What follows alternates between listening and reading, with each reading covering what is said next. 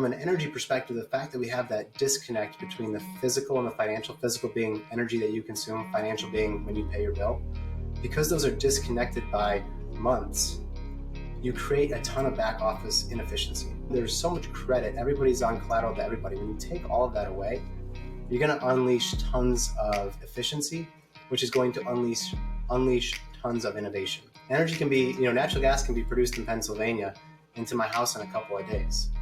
So let's make the money get there in a couple of days too. Well, or instantly. We've got energy moving in one direction. Now we can have money moving in the other direction. Sort of streaming payments for energy, we didn't invent the concept. It's been in the Bitcoin space for a while. I think if you're trying, if folks want to latch onto a number, think if your energy bill is 10% less. And it's just because of Bitcoin and the Lightning Network. Austin Mitchell is the co-founder and CEO of Synota, a platform providing instant payments for energy producers, distributors, and consumers by leveraging Bitcoin's Lightning Network. In our discussion, Austin explained the complexity of the energy value chain today. We discussed the cash lags and risks that energy producers and distributors are exposed to. And we also discussed how Synota's technology can help lower costs and reduce risks for everyone in the energy industry. Quick shout out before we get into today's episode. This show is sponsored by Voltage. Voltage is the industry standard and next generation provider of Lightning Network infrastructure. Today's show is also sponsored by Stackwork. And Stackwork is a Lightning powered transcription tool that takes the best of AIs and humans to generate better, faster, and less expensive transcripts. We'll have more from Voltage and Stackwork later in the show. Austin, thank you for joining me today. I am thrilled to discuss all you're building at Synota. But before we get into Synota and the product and how it works, why don't we start with a background? How did you first discover Bitcoin? And why did you decide to build Synota? Sounds good. Hey, Kevin, it's a pleasure to be here. Thanks for having me. So first on just sort of how I discovered Bitcoin. It ultimately comes from my experience in the energy industry. And I had my first exposure while basically doing quantitative work as part of an energy retail company. Now, energy retail exists in deregulated states, which we can talk a lot more about energy and what it is, what I mean when I say that. But basically, I was co-located with people who were trading natural gas and power. And if you're a trader, any sort of commodity that's spiking in the market's going to pique your interest. And at the time, Bitcoin was really piquing interest in 2018, 2017, 2018. And so that's when my ears kind of first perked up, and I decided to get some skin in the game and start to learn about it. It was then in a job at a different company where I was working for an electric and gas utility when I first started to really understand Bitcoin mining and the energy use associated with it, and started to kind of piece together, hey, what does this actually mean for the future of energy? And then had the opportunity to go to Bitcoin 2021, where it went from here's this really interesting thing from an energy perspective, and then I had my first exposure to the Bitcoin community, and from that point, early 2021, I was hooked, and I remember sort of the energy that it gave me, and so I'd say in my head everything that Bitcoin is and represents, it was kind of implanted then. But, ultimately sort of where I am today and building, Synota with a great team, that's more recent in times. But fortunately, it's been, folks who I've gotten to work with throughout my career who are, now part of Synota today. So collectively, we've all been in the energy industry for 125 years. And you marry that experience up with some really talented developers, on the Bitcoin protocol and in the Lightning Network. And, it really sort of was a match made in heaven. We're able to really solve some big problems in the energy industry. And so what did you originally set out to solve with Synota? Like, what was the burning desire? Like, you had to build this for what specific reason? Yeah, that's a great question. So I think the very first thing, it really was Bitcoin mining that created, I think, the opportunity in my head as to, okay, here's something that's fundamentally different. Because what we saw was Bitcoin miners going to where energy was available, looking for places where energy is cheap, where there were constraints in the grid, where there was stranded natural gas. And in my 15 years of energy, I had never seen anything like that before, where the consumer was going to the source of supply. And so I think that paradigm shift is what really sort of like planted the seed that, then began to grow. And when, you looked at that application, or, you looked at this use case, Bitcoin mining, what I thought was fascinating was that the reason they go to the source is because that's where it can be cheaper. You're cutting out a lot of sort of middlemen in terms of pipelines and or power lines, et cetera. So you're taking out a lot of what are costs in the equation for ultimately bringing energy, to the consumer. So they were sort of shortcutting all of that and going straight to the source. And what you observe, though, as they were doing that, so everything was changing, but the one thing that was staying constant was how they were still transacting with the person selling them the energy. And so I think it was sort of realizing that, hey, here's everything in this equation is changing except for one thing. And then you start to realize, hey, here's an opportunity right alongside of that, seeing, Jack Mallers or Mahler's, talking about everything that he's doing with Strike. And I think it just kind of all the pieces came together that, hey, instant cash finality, energy industry needs this. How do we do it? Interesting. Now, this idea of energy consumers going straight to the source and trying to like get around the middlemen that might deliver energy to an end consumer typically. Is this something, is there precedent for this before Bitcoin, where someone would just like entirely go around to try and find energy, even if it were located in a region that's not got a lot of demand? Yeah, so I think there's definitely precedent. So throughout the history of energy, especially as we discovered new sources or new ways of consuming, there were certainly things that sprung up either in the location that the energy was discovered, or that were intentionally put places because they knew they could access energy resources. So I spent a number of years in Pittsburgh, which became where tons of coal were extracted, in the area and in the around the city and outside of the city. And so that obviously, coal being an input into and energy being an input to the steelmaking process, Pittsburgh became the steel city. You can think of, where did Alcoa and all of the other aluminum smelters locate? It was where they could get access to consistent power. And so that's why oftentimes those aluminum smelters were near hydro dams and things like that. So certainly that has happened throughout history, but there really wasn't sort of a modern day sort of whole industry that I hadn't observed it in my time, I guess, and seeing it happening here, but also understanding, hey, the implications of what Bitcoin mining represents, that's really what resonated with me. That's a really good analogy, a way to think about like cities developing around energy sources. And you can say the same for something like water as well. Like a lot of the big European cities are conveniently located on a river. It's just humans having access to either energy or water or some like necessary input for their life. It tends to gather, I guess, a lot of people around a specific region. But there still are these opportunities for Bitcoin miners where this has not been exploited. There's a lot of energy located in a particular region. Maybe it's an exotic location or a inhospitable place, and there's still an opportunity for someone to cut straight to the source and now mine Bitcoin and kind of like generate energy from that. Yeah, that's exactly right. So I think you only have to go as far as the Rockdale facility in Texas. That's a former aluminum plant that they're located at there. So yeah, there are opportunities like that everywhere. Some of it is from deindustrialization and excess infrastructure being in place. Other times it's there was sources of energy, whether it's a power plant or a hydro dam that is no longer as useful as it once was, and so Bitcoin provides that opportunity to be more useful. I see. Okay, so this conversation is going to have a lot of energy discussion in it. Mm-hmm. And I have to say that although energy is such a critical part to Bitcoin, I have a very limited understanding of how energy markets actually work. So I think maybe we could start off and kind of level set here for listeners who aren't super familiar with energy markets and just talk about who are the participants along the value chain, I guess. Mm-hmm. And when I flick a switch on in my house and I turn on a light, what's going on in that energy process? Like, who are the people involved? What are the risks they have?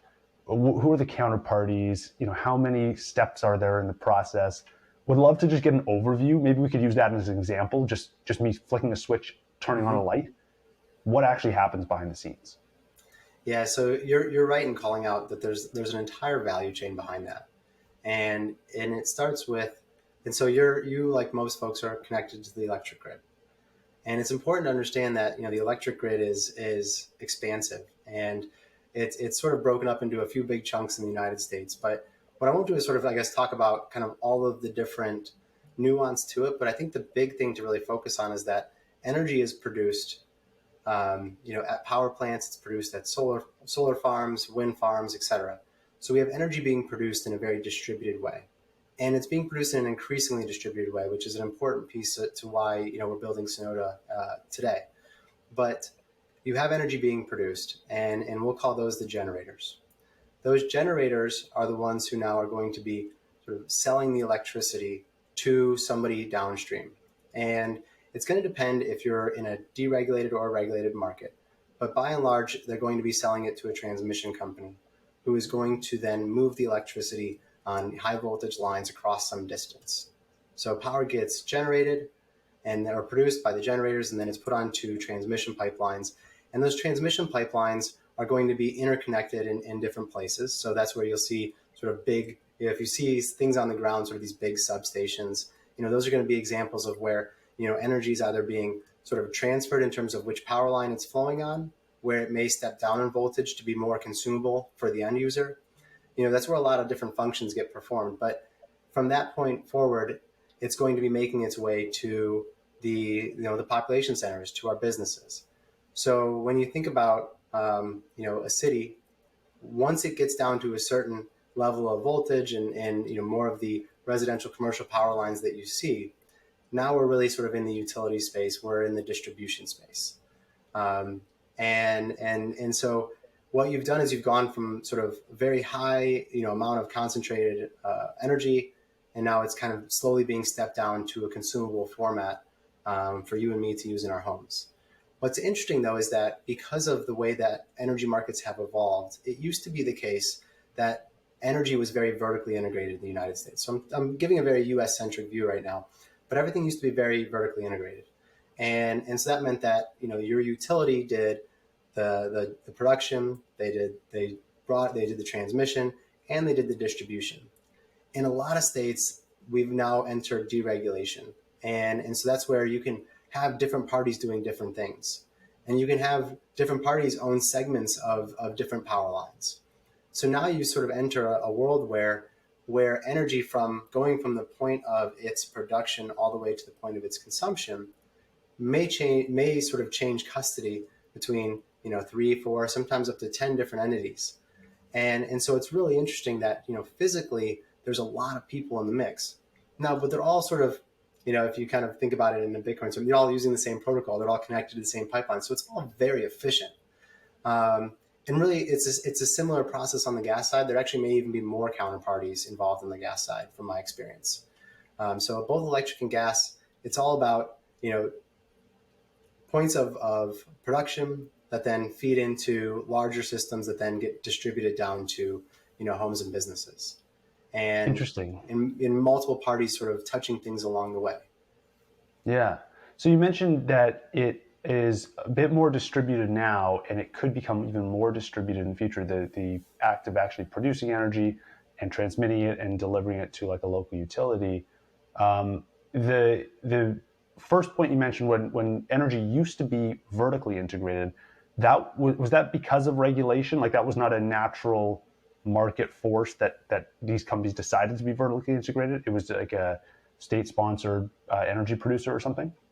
Yeah, so basically, when you think about your utility, so what they're doing is they're putting power lines up in the air, they're putting pipelines in the ground.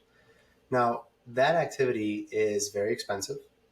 It carries some risk because in the case of natural gas, you're moving an explosive gas, In the case of electricity, you could be electrocuted. So there's risk to that. There is a lot of infrastructure associated with bringing pipes and wires to your home. And so as we began to develop as a nation, and this happened in a large way in the 40s, 50s, 60s, 70s. That's when a lot of the infrastructure that we see today was put into place. As we started to grow and move to cities and industrialized, et cetera, it became a natural thing for the utility to be a monopoly. And so in most states, they were actually set up as regulated monopolies. So where they basically have kind of multiple stakeholders now that have a say in how they run their business. And in the simplest way, although it's not this simple, but I'll just say they're sort of guaranteed a rate of return on their investments, provided that they are a good actor, across the board. That's kind of how to think about a utility today. I'm telling you, it's way more complicated than that in terms of how they actually, go about their business and how their business model is made and what differentiates utilities from each other. But generally, it's the case that if they do their job and they do their job well, they'll get a rate of return that then can be very predictable. And that's why, that's why people want to own utilities as stocks, or why, PE funds may want to own a utility, because it provides a consistent rate of return as a regulated monopoly. So they basically don't have to worry about hitting anybody else's pipelines or dealing with anybody else's power lines, because that would be super inefficient. If every home had to have 3 sets of pipelines running to it, energy would be perhaps 3 times the cost. So the theory was, let's just have 1 set of pipes in the ground and let's make sure that they're a good company. We don't necessarily want the state to own them, because we're not trying to be sort of have the state control everything. We want them to have sort of market forces helping drive innovation, but we also don't want pure competition, because it could get messy.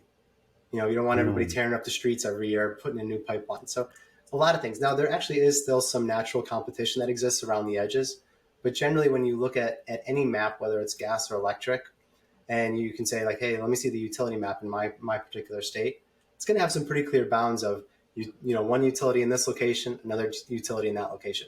And that's what they call their service territory. So they're responsible for it.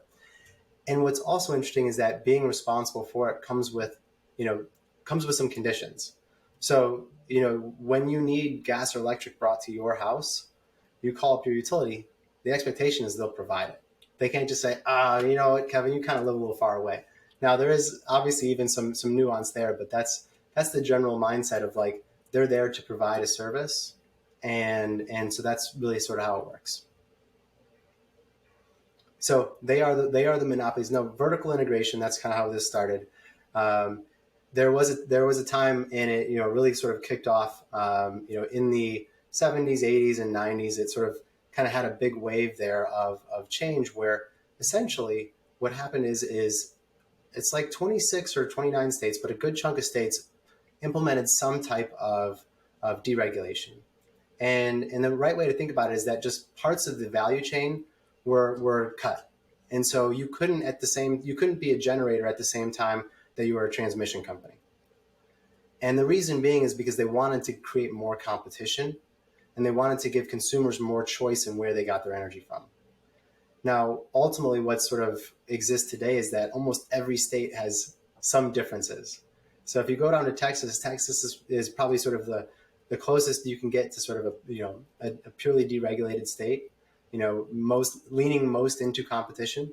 But then there's states like Ohio where, we have a pretty robust, deregulated system here as well. So a lot of different variations, but then, states adjacent to Ohio aren't deregulated. So you have a very good mix of things out in the system today. And I think that's important for folks to realize, is that it's really sort of a patchwork of things. And there's another layer where it gets even complicated when you're crossing state lines, because that's when then the federal government has nexus over how things are, what the rules are. And it's heavily regulated, but a lot of people can participate. I see. Now, you made a comment that you think it could get further deregulated into the future. How much more, how further, or I guess distributed might have been the word you used. How much more can we distribute energy production and transmission if you look forward into the next, 10, 20 years? Like what are some of the innovations that could lead to further distribution? Yeah, so I'll start on the natural gas side. So something that's really happened, in the last 20 years has been shale gas. So previously, good chunks of the country relied on natural gas being, coming from just a few different places in the United States. Then when shale gas became, and for folks that don't know what shale gas is, it's where, if you've heard the term hydraulic fracturing or fracking, they're talking about accessing natural gas that's locked into deep shale deposits. And what that did is it really sort of brought about an abundance of that resource once we figured out how to access it in an efficient way. So where I did my grad school in Pennsylvania, right at the very beginning of the shale gas development there, Pennsylvania was sort of just a blip on the radar in terms of how much natural gas was being produced there. Now it's one of the biggest in the world. And so there have been shale basins that have been discovered across the United States. And to access those and bring those to market, we've had new pipelines, new infrastructure. So you've seen just sort of a decentralization or a distribution of natural gas resources. Now, that's still in sort of big pockets. I mean, you can't drill a well, not everybody can drill a well in their backyard and access natural gas. I certainly can't. Right. But on the electric side, I can certainly put solar panels on my roof. And so when you think about on the electric side, there's definitely more opportunity to think about decentralizing or distributed energy resources because of the ability to do things like solar, because of even the ability to use natural gas in sort of micro turbines and produce, smaller amounts of electricity, but more locally to a community or to, a business.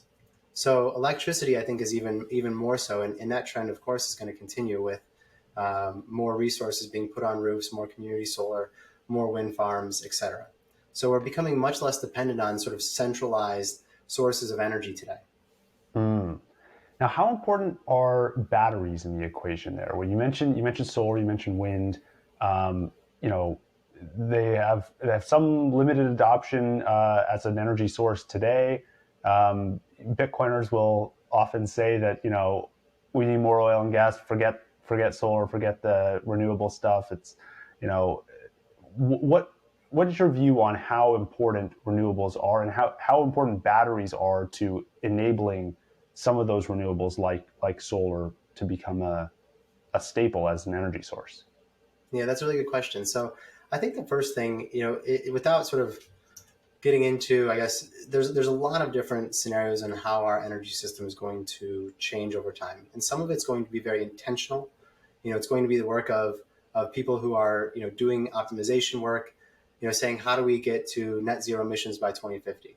So in our energy system, there's always been a push and pull, but America has never really had very strong energy policy. It's always been, a little bit here, a little bit there. So we've never sort of said, hey, here's what we're going to do, and we went all in on it. Now, most recently with the Inflation Reduction Act, I can tell you that was probably the biggest sort of energy policy-esque initiative that we've seen in a while. And of course, that is sort of all chips in on renewable energy. So it's tough to imagine that that's not going to be a big part of as those funds are released into the market, what they're going to do is they're going to unlock additional investment. I mean, they're effectively de-risking investments in energy infrastructure on a grand scale. So they're clearly creating a set of winners through those policies that are now going to start to win more and more. And so you just kind of have to be an observer of the market and what's happening, and maybe even less so on just like, hey, here's what I believe or what I think should happen. This is just what's going to happen with all of the money that's now out there to incentivize this type of development. And batteries are among them. So what I would say is that, it's maybe for me kind of less about, focusing on batteries per se, and more just around energy storage, because there's multiple ways to store energy. Batteries have been doing a great job, especially in automobiles. Other applications are going to make sense. Certainly there are very economic and profitable sort of grid installations of batteries today. So, there's no reason to think that batteries won't continue to be a part of the picture and will grow as part of the picture through time. But what I think that they really represent is a need to store energy, because energy is one of those things, especially electricity is what we're really sort of, where this is sort of dovetailing is more towards electricity, because it's relatively easy to store natural gas. You stick it in the ground or you hold it in the pipeline until you need it. It doesn't go away. You can't store you can't sort of hold electricity. You have to store it in something. And so there's a lot of different ways to actually think about how you store that energy. Batteries being one of them, but there is no future scenario where, we continue to do this energy transition where energy storage is not a big part of the equation. And there's even some really innovative things about using, electricity to then, create hydrogen, which you can store hydrogen and you can use that as an energy source down the road. So in my head, that's a source of sort of energy storage. Now you're converting it to a different type of energy, but it's not lost. I don't know what the efficiency is off the top of my head to say that that's the way that I would go, but it's just, there's innovation happening on many fronts is my point, and including in the battery space. Yeah. I want to tie this now that we have a good understanding of how the energy market works and some of the participants and some of the different storage problems that the energy industry is facing. Tie this into Bitcoin now. Like how important is Bitcoin today in the overall energy industry? There's the famous quote from, I don't remember who it was, maybe Greenpeace or someone else put out the article a few years ago saying, in the year 2020, Bitcoin's going to consume all the world's energy. It hasn't happened. What portion of the energy market today is affiliated with Bitcoin in some way, is trying to mine Bitcoin, is thinking about Bitcoin, and what percent is just operating, the day-to-day lives of everyone else? Yeah, well, so Bitcoin mining consumes a teeny percentage of energy that's being produced and consumed today. So I would defer to the specific numbers to what, the Bitcoin Mining Council puts out. I think, that provides a pretty good scale. Cambridge as well. All of those studies, pointing to the fact that it's a small percentage. I've seen and heard, folks with, tell the story of, hey, it's going to be more down the road. It could be, single digit percentages, even above that. I've been in the energy industry long enough to know that, I'm not, the prediction to me is probably less valuable than what is it that we do, with Bitcoin and what sort of place does it have in society. So I guess I'm open-minded into where it will grow over time. I can certainly, buy into the argument that it will grow, but I've also seen folks make compelling arguments to say, no, with efficiency and other things that, the total amount of energy use is not going to be orders of magnitude bigger in the future. So I guess I'm sort of on, not taking a position in terms of how much energy use Bitcoin is going to consume. But what I do, believe strongly is that Bitcoin is a productive use of energy. And as a productive use of energy, there's a lot that you can think about. And it has certain, the way in which, people talk about this, at length, but how it consumes energy and the flexibility that Bitcoin brings to the grid as a consumer, it is unique. And now there are other productive uses of energy that can provide similar type flexibility, like refrigerators, things like that. They can cycle on, cycle off, depending on price signals that they're getting. So it's not the only thing that can do that, but it certainly can do that at a great scale, and it can be anywhere. And that's the interesting thing, because you don't need refrigerators everywhere or anywhere.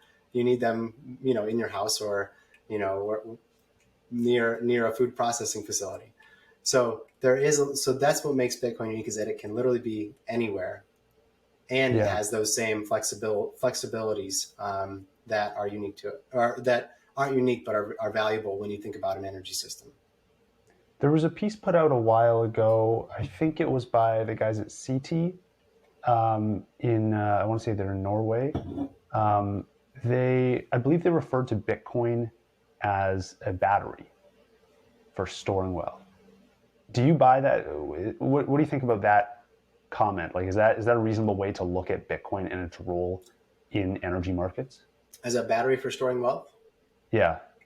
Well, I guess I'll talk about what you can do with it. So you can take energy that is cheap and abundant in one location, mine Bitcoin with it, hold that Bitcoin, and then spend that Bitcoin elsewhere to buy energy. So, you can do that. But I don't know if there's, a specific name or tagline on that. I try to steer clear of those things, because I've seen people throw around a lot of different sort of, how should we think about this? And I think that actually is part of the challenge, because people define batteries in a certain way. And so if we're trying to, I think, get broader appreciation for what Bitcoin is, it sometimes doesn't actually help to simplify it down. Sometimes it's good just to talk about what it is and what it can do. So when you look back at, the history of energy, let's say, are there any parallels you see where, Bitcoin is to energy today as this was to energy in the past? Are there any things that you can kind of like use to reason about what Bitcoin's role is in energy markets? It's a really interesting question. Nothing comes to the top of mind for me, Kevin. What I will say though is that we're in the energy system itself is undergoing such big changes today that I may just say it feels like Bitcoin's right for the time Yeah. that we're in, because of the decentralization of the grid itself, and because you have wind and solar and being sources of energy that have low variable cost.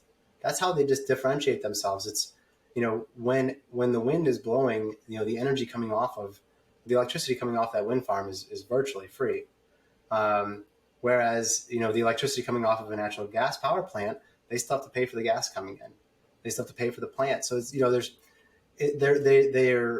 they can at times be apples and oranges with each other. They're still both outputting electrons, but it's how they sort of enter the market, how they're perceived in the market, not perceived, but the reality of them in the market. It's very different. And so something like Bitcoin, I think, gives you, it just adds that flexibility, adds to the dynamic nature of where we are today. And so it all just sort of fits with the time. And that's why I think it's an important part of the solution. I hope you're enjoying the show so far. Just a quick message from our sponsor, Voltage. Voltage is the industry-leading provider of Bitcoin and Lightning node infrastructure. Many of your favorite Lightning apps and services already use Voltage today to scale their business quickly and easily and without maintenance. Voltage also offers an inbound liquidity product called Flow, which allows you to get easy access to inbound liquidity for your node. Overall, Voltage is creating the industry standard suite of non-custodial products, helping brands, engineers, and startups scale. To learn more, visit voltage.cloud. Okay, let's get into Synota specifically.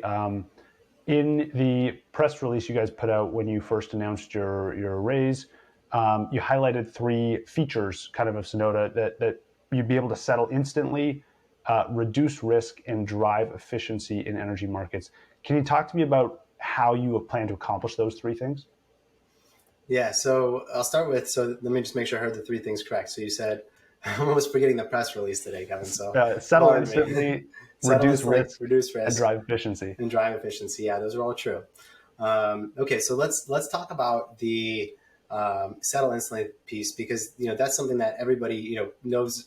Probably everybody that listens to your podcast knows and appreciates about the Lightning Network, is that it is instant cash finality. So when we think about the transactions that Synota is bringing to the energy space, that's exactly what it is that we're saying. We're saying money moves from the consumer to the supplier instantly.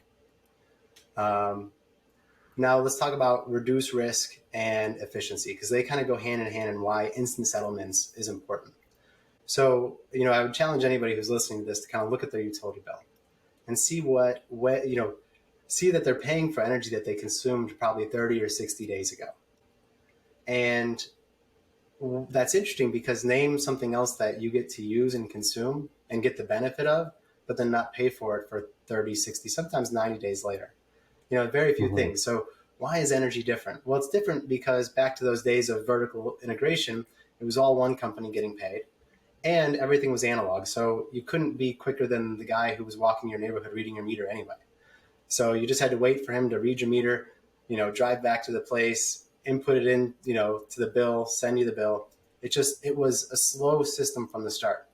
But what's incredible is that as the energy grid itself, both gas and electric, has gotten smart, has gotten digital, that's the piece that still hasn't changed. We still transact like we're in the 70s. And so that's what we're aiming to solve here, is that we now have real-time information. Your utility knows how much gas you're consuming, knows how much electricity you're consuming instantaneously. So there are no more meter readers, left. It's all digital and it's all instant.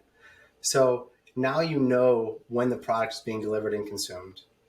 Now it's really just about okay, how do we make sure then you can pay for it right away? So that's where the instant piece comes in. So real easy to understand, okay, we've got energy moving in one direction. Now we can have money moving in the other direction. Sort of streaming payments for energy, we didn't invent the concept. It's been in the Bitcoin space for a while.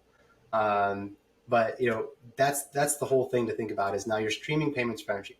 But really what our experience helps us answer, and why we're doing what we're doing today is because of what does it actually mean? It's not just a cool thing to stream payments for energy. It actually solves some really big problems. And it goes back to the efficiency and it goes back to the risk. So because, Kevin, you're paying for energy that you've already consumed, there's a chance that you won't pay your bill. And that's where the risk comes in because you've already consumed it. So they can't get it back. So if you decide that, I'm actually changing apartments, I don't care, I'm moving out of state, I'm not paying this bill, that's actually sort of probably an atypical situation. But it's actually true that 5 to 7% of people don't pay their utility bills. Really? So it's a very high number. So what happens to that? Well, it just gets spread to the 97 to 95% of people who do. So we all pay for the people who don't. So that's one piece of the cost. The other piece of the cost is just sort of all of the inefficiency that's associated. So the word that we use is called cash lag. And it's the fact that the energy company is having to procure energy, your utility is procuring energy, bringing it to your house, you're consuming it. Well, they had to put cash out the door. They had to expend resources to bring you that energy. But you're not paying for them right away. So what they basically do is they have a misalignment between their cash flows. And that misalignment in their cash flows, accounts receivable and accounts payable, that's when you start to then say, well, how are they going to deal with that? Because, energy companies aren't Apple. They're not sitting on tons of cash. So what are they going to do when they're cash flow negative? Well, they often have to turn to a syndicate of banks. They have to turn to the commercial paper markets, but they have to access cash somewhere to pay for their operations, to pay for the energy that you're going to consume but not pay for 2 months. And so it creates inefficiency right there by, they're not having those aligned cash flows. The other thing, going back to you not paying, well, okay, it's sort of trivial to think maybe about you, Kevin, not paying, but think about a large manufacturer who maybe is, not doing so well, or maybe could be a risk. It's a steel mill that's on its last leg. What ultimately energy companies do is they say, well, to make sure that you pay your bill, and I've seen energy bills that are $10 million a month. So to make sure you're paying your energy bill, you need to post collateral. So they'll say, okay, this manufacturing facility, we need 3 months worth of collateral, or we need a letter of credit, but we need something. And what that really represents is that's capital that business could be using that's now tied up because they're viewed as a risk, because the energy company doesn't want to be left holding the bag. And so just a few examples where, from an energy perspective, the fact that we have that disconnect between the physical and the financial, physical being energy that you consume, financial being when you pay your bill, because those are disconnected by months, you create a ton of back office inefficiency. And that back office inefficiency has a cost because there's overhead, there's people, there's processes, et cetera, to do all that. Yeah. So that's how we're reducing risk and creating efficiency, is by eliminating all of that with instant settlements. I see.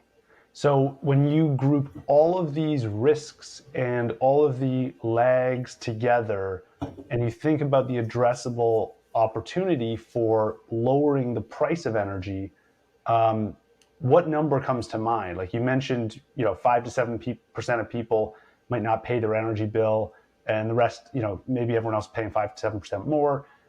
Group in the cash lag, the collateral, all this stuff. How much can you kind of like cut down on energy prices? And maybe is it different for different segments of the industry? So yeah, there's going to definitely be a lot of variation. The number that we've estimated through our own research is conservatively 10%.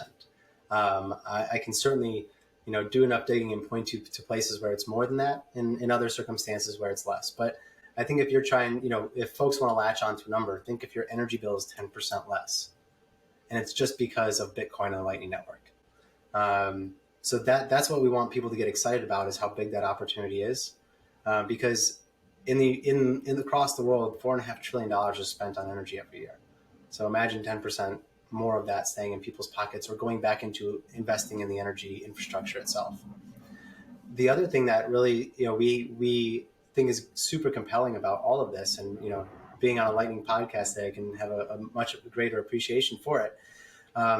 It has to do with the fact that back to your value chain question. So there's a lot of different parties involved in bringing energy to your house. Well, what we have the opportunity to do is, instead of, Kevin, you paying your utility, who then pays the transmission company, who then pays the energy producer, instead of sort of following that daisy chain of payments, we can now pay everybody at the same time. And so now everybody's cash lag goes away. Now everybody's credit goes away.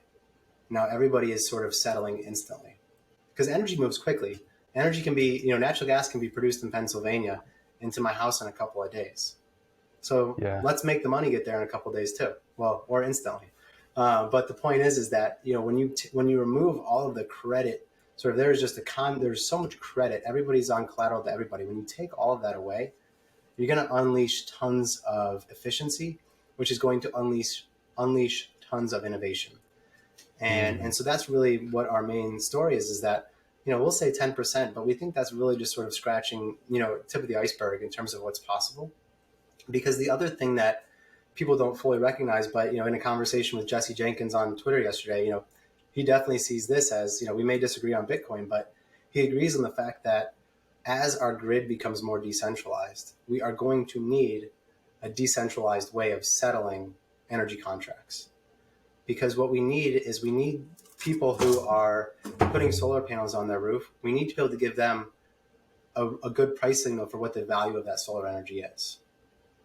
Today, because of the centralized systems that are in place, people either don't get the opportunity to sell their solar, or everybody gets paid the same price.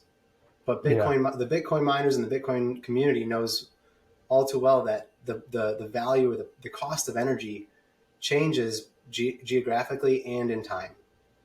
And so you need to have a system that's capable of processing information at a very granular level and being able to provide that granular price signal. And that's what we're able to do, on the Lightning Network with Synota. It's not possible today with the centralized systems. Right. That's fascinating. And, this idea of being able to make instant payments and cut down on energy prices, 10%, a lot of people have priced solar better. It strikes me that there's going to be a lot of second order effects here. Like, this is not going to be a small change. It has the potential to shake up the energy industry. What do you see as some of the most interesting second order effects that could come from what you just described? Yeah, so maybe these won't be exactly second order, but I'll try. So I think the very first thing, and so this is probably it's something that's going to take shape over time, and it builds on what I just said, which is having pricing being more geographically specific, more time specific. And so what that's going to do is it's going to allow the other side, the demand side of the equation. So you've got supply, the energy supply is now changing in price. Now you can have the consumers also respond to those prices. Bitcoin miners know this. They change their demand based on the price of energy. Very few other people, businesses, appliances do that. But they're increasingly smarter, so they can. It's just they don't have the price signal to know when to do it. So that's thing number one, is when you start to get more granular, you're going to open up those opportunities where the smart things inside of our homes now can actually be smart when it comes to energy. So that's number one. Number two that I like to talk about is sort of cross-border energy investment. So one of the things that I'm passionate about is energy equity and energy access. So I'll talk about energy access here. There's more than 1 billion people in the world without access to electricity. Well, one of the challenges with that is there's an abundance of resources and energy here. Why is it that somebody in an emerging market doesn't have energy? Certainly it will create a ton of economic value for them. More so than, an incremental kilowatt in the United States versus an incremental kilowatt in sub-Saharan Africa. It is way better to put that incremental kilowatt in sub-Saharan Africa from a prosperity, economic progress, economic value perspective. Why can't we realize that today? Well, it's because I can't transact across borders.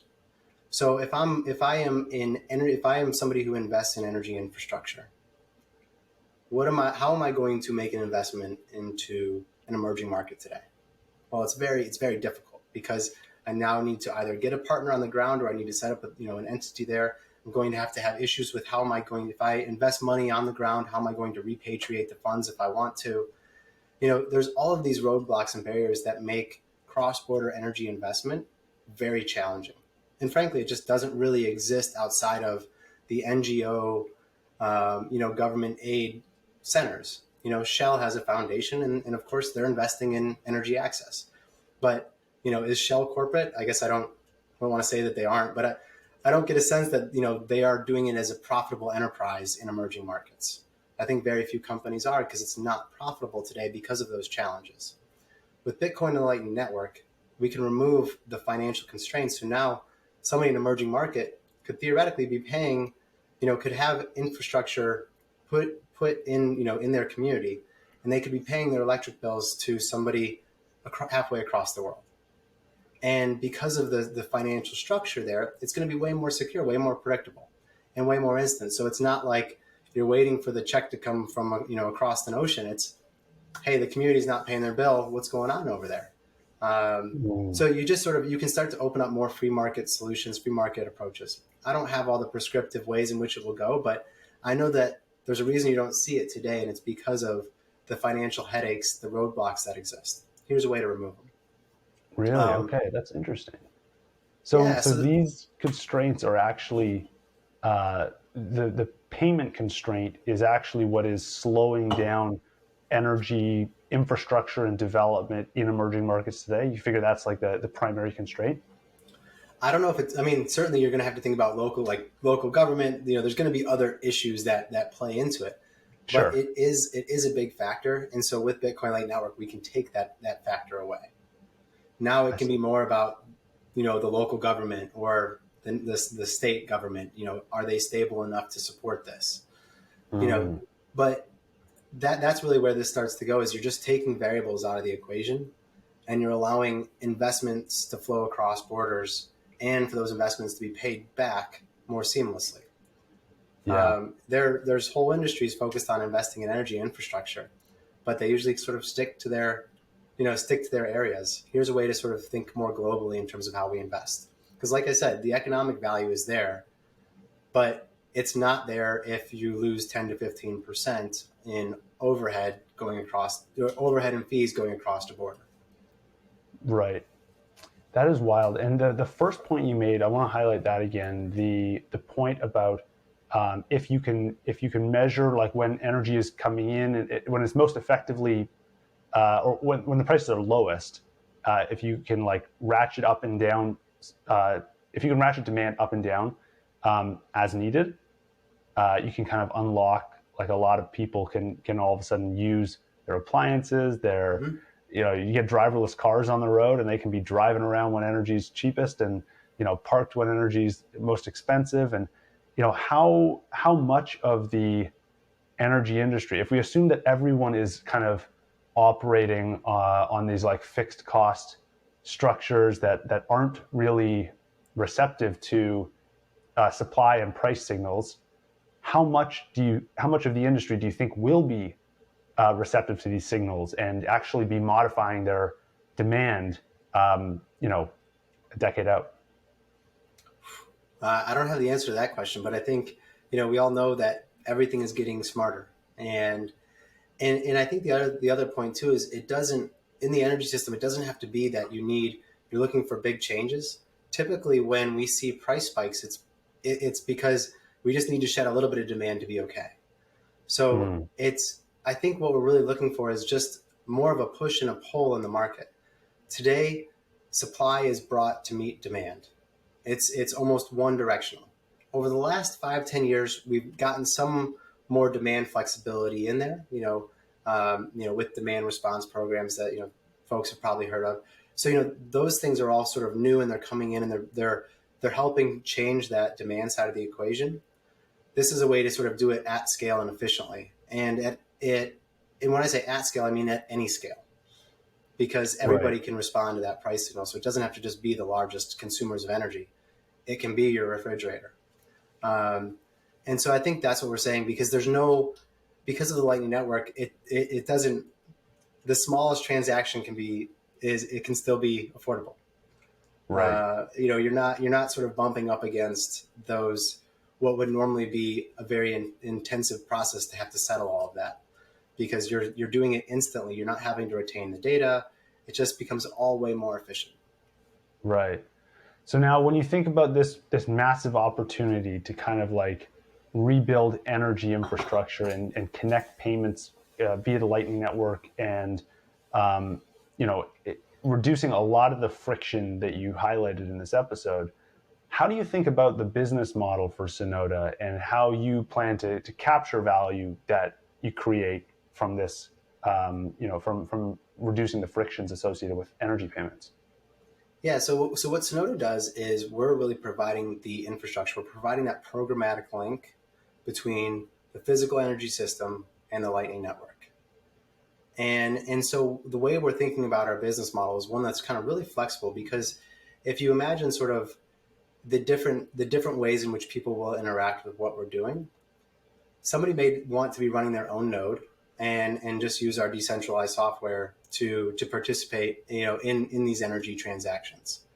So that, of course, is going to mean something different than in a situation where we're providing sort of a managed solution, which it involves us making it easy for the consumer to still use USD in terms of how they transact. So if we're providing the on ramp from USD to BTC, or if we're providing the off ramp from BTC to USD, all those things are going to sort of change the level of effort, everything that we're sort of what our equation is. So we are charging a service charge for the service we provide. But I think it's important for people to realize that it's not sort of a one-trick pony in how we're approaching this, because it's all meant to be very open, very flexible, and meet people where they are, where there's going to be different costs associated with different services that people want. And so I think that's probably the best way to say it in terms of how we're doing our business model, because we're providing that link, we're helping provide the liquidity, we're helping make the integrations on the on-ramps and off-ramps. But what you need as a customer of ours is going to change what the costs are for us as well. I see. Now, one thing you highlighted, I think again in your press release, was a focus on Bitcoin miners to start with. Mm-hmm. Talk to me about why that's important. Why first focus on miners when you do have this massive energy industry and frankly a ton of demand and supply that is not affiliated with Bitcoin today? Yeah, well, so I mean, I think the first thing to of course, when we talk about Bitcoin miners, who is sort of most invested in Bitcoin and wanting to see the Lightning ecosystem grow. So, of course, we're going to sort of lead with that and talk about they are the best industry to help initiate this innovation. Now, the other thing, and it goes back to the friction that we talked about to begin, Bitcoin miners are sort of the poster children, today for risk when it comes to energy consumers. They by and large are either being told they need to prepay for their energy bill, or they're being told to post 90 days worth of collateral. Energy suppliers, most of the ones that we're talking to anyway, view Bitcoin mining as a risk if they even are willing to sell energy to them. And so here's a way that you can say, hey, within the Bitcoin mining space, we can now eliminate that credit exposure, because they can pay for their energy instantly. And so we can settle those contracts every 10 minutes, every hour, every week. It doesn't matter. But we can reduce the amount of credit that's being extended to them. So therefore, we don't have to think about how much collateral they need to post to cover the credit that's been extended to them. So that's why the other thing is also very practical. So it is today, where the technology is. It's easier for us when the on-ramp is Bitcoin. It's easy for us to sort of construct a payment flow beginning with a payout from a pool all the way to USD showing up in the bank account of the energy supplier. So from our standpoint, it really sort of checks all the right boxes in terms of, here is an industry that needs a solution to sort of change the narrative, and it's good for the ecosystem, and it's also for us. Our software is ready to go for that. We have a mature solution today. When you think about USD to BTC on ramps today, there's generally going to be some sort of a manual touch. Now that's changing very quickly, and we're excited for what the future holds. But if our go-to-market was focused on, people wanting to pay in dollars their bills, it would be incrementally harder than it is if Bitcoin miners are willing to pay in Bitcoin. Mm. And the other thing too is think about what a Bitcoin miner has to do today. So not all of them are liquidating their Bitcoin. Some of them are, able to hold, and that's great. But recent history, and we're living it today, will say that had many Bitcoin miners been paying their energy bills from their Bitcoin revenue, they would still be holding Bitcoin today, because it was at a higher price, so they would have been able to save some back then when they were profitable. Right. So here we are in this situation where, had they been using their revenue or some of their revenue to pay their energy bills, they would be in a net better position today.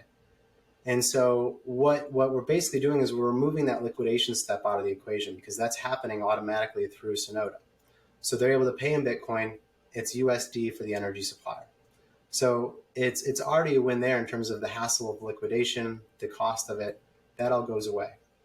Are there any objections that energy suppliers have brought up in this process, even though they're getting payments instant now and they can get them in US dollars or whatever currency they want? What are some of the roadblocks to adoption here? Like, have you had any of those conversations yet where people go, I hear you, but I'm not going to go ahead with this because of X?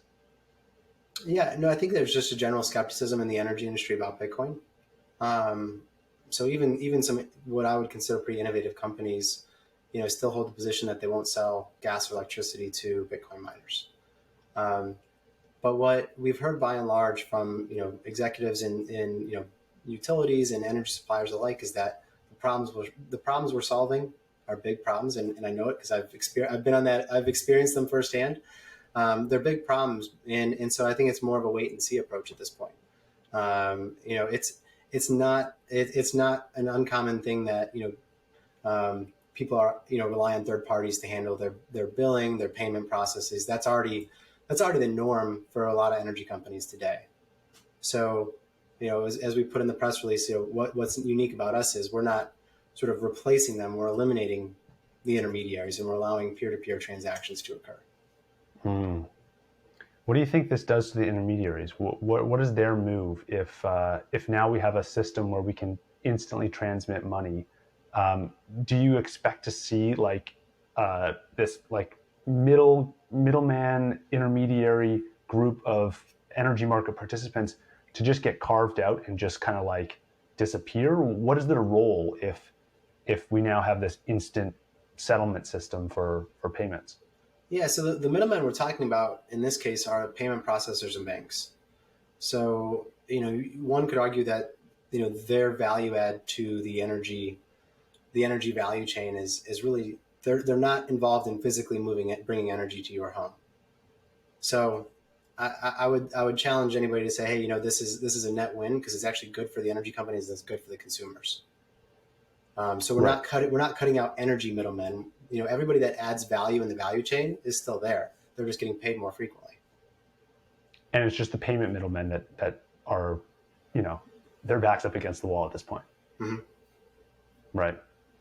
Now, if you think about the addressable market for just Bitcoin miners today, is this market large enough to support Synota and multiple competitors today, or is part of the vision you're depending on growing beyond just the Bitcoin mining industry? I'd just love to hear about, is the market today for Bitcoin mining large enough to support this kind of infrastructure if you never get any adoption outside of Bitcoin? Well, what I'll tell you is that's not what we're planning on. We're planning on the entire energy economy moving over to Bitcoin and Lightning Network. And the reason being is because what we think is Bitcoin mining is perfect to initiate the innovation and perfect to initiate a network effect. Because I think in a number of industries we talk about, that's what the Lightning Network is really built well to do. It creates natural network effects. And so just as we are on this podcast today, what we'll see is that you set it up between a Bitcoin miner paying their energy supplier. Now, as I've already said, hey, there could be 4 or 5, maybe more other companies who helped add value to bringing that ultimate, who are upstream of that energy supplier. Now, if I am any one of those people sitting upstream of that energy supplier, I'm going to look and say, wait a minute, you're getting paid more frequently, and it's not, can I get, like, can you just add me in? And so it just, the proposition that we're asking for is really not too much. It's just, can you get, or do you want to be paid more frequently? And so we think that as you look at any sort of energy transaction today, you're going to find people who this will immediately resonate with, whether it is energy brokers or, transmission companies or energy producers. It's, people are going to say, yes, I want to be paid more frequently, and it's good for my cash flow. It's good for my business. And that's literally the value proposition that we bring to them. They're not having to touch Bitcoin, and when I say touch, that's probably not the right word, but you know what I'm saying? It's like, we're not asking them to take Bitcoin and hold it. We're not asking them to be believers in Bitcoin. We're just saying, talking about our sales pitch, do you want to be paid more frequently? And inevitably the answer is always yes. It's just that skepticism today of, okay, well, let me see it. So as long as we can get 2 people doing it, everybody else that was in the value chain is going to say, okay, this is interesting to me. So short answer is, it's the whole energy economy, Kevin. And that's why, as Synota, why we're building openly today is because it's not going to be just us to do it. This is a huge, huge thing that we're talking about. We're going to need the whole community to help drive the innovation and bring this to bear. So that's why, we're building the way we are, and why we'll continue to push the envelope there, because it's too important. I mean, this is the future of energy that we're talking about. This is bringing an abundant energy future to the world. And all I have to say is there's 1 billion people without access to electricity today. That is a shame. I mean, it's a disgrace. How we can sit here with such abundance, not think about the electricity that we're consuming, that I have, probably lights on in my house that don't need to be on. Yet there are people without electricity today. So I think this is why we all should be rallying around this cause to say, yes, let's solve this. And it's a perfect use case for Bitcoin and Lightning Network. I agree. I hope you're enjoying the show so far. Just a quick message from our sponsor, Stackwork. Stackwork is a Lightning-powered platform for generating high-quality transcripts of all your audio or video content. They combine AI engines and hundreds of human workers all over the world who are paid over the Lightning Network to assemble these transcripts. That's what lets Stackwork create less expensive, faster, and higher quality transcripts. To see the results for yourself, I use Stackwork to transcribe all of my podcast episodes listed directly on my website. If you want to learn more about Stackwork, visit stackwork.com. That is STAK work.com. Okay, let's jump into a new segment I do at the end of every show called the Lightning Round. Got some rapid fire questions for you. Are you ready? Yes. Okay. First up, if you could recommend one book that has meaningfully changed your view of the world, what book would that be? Bitcoin podcast, I'm going to say Atlas Shrugged. Okay. And if you could only hold one asset for the next decade, could not be Bitcoin, what asset would it be? I'll say, really my family, my wife, everybody, they're just a huge asset in my life. Nice. If you could change one thing about Bitcoin, what would you change?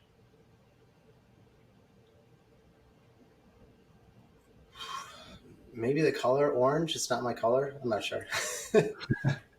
If you could change one thing about the Lightning Network, what would you change? Nothing. I mean, listen, all this is like, I love it all. I mean, I'm sort of new to technology. So whether it's Bitcoin or Lightning Network, I think it's all super fascinating. And I love the future that can be built on top of it. If there's one person you can give a shout out to, someone who you think is doing great work in the Bitcoin or Lightning ecosystem, who would that person be? I'll say our advisor, Tancred. So he has been just incredible to us as a team, and really just brought a wealth of knowledge to us and helped us, I think, see sort of the big picture. So just thankful for him. Awesome. Thanks so much for taking the time today. I really enjoyed this conversation. Where can people go to learn more about you and Synota? Yeah, please go to Synota, synota.io. So there you'll get sort of everything you need to get in touch with us. Of course, I'm on Twitter and things like that, but my handle's a bit of a mouthful. So You'll be able to find me just from seeing the picture and the name, and we can go from there. But we'd love to hear from folks if they're interested in working with us, have ideas of how we can do what we're doing, do it better, or if you're an energy supplier or Bitcoin miner and you'd like to learn more, please reach out. Awesome. Thanks again for the time, and I hope we can do it again soon. Thank you very much. In the last 7 days, you guys sent in 20,584 sats. Thank you to everyone who's been contributing to the show. It means a ton. We had 27 different supporters this week, and we had one extra comment that came in from Peanut Butter Life in the last day or so since I published my previous episode. And Peanut Butter Life says, great content as always, in response to episode 79 with Julian Farrer. If you have not seen that one yet, definitely check it out. I just published it a couple days ago. Can't wait to see what you guys send in this week. We'll talk soon.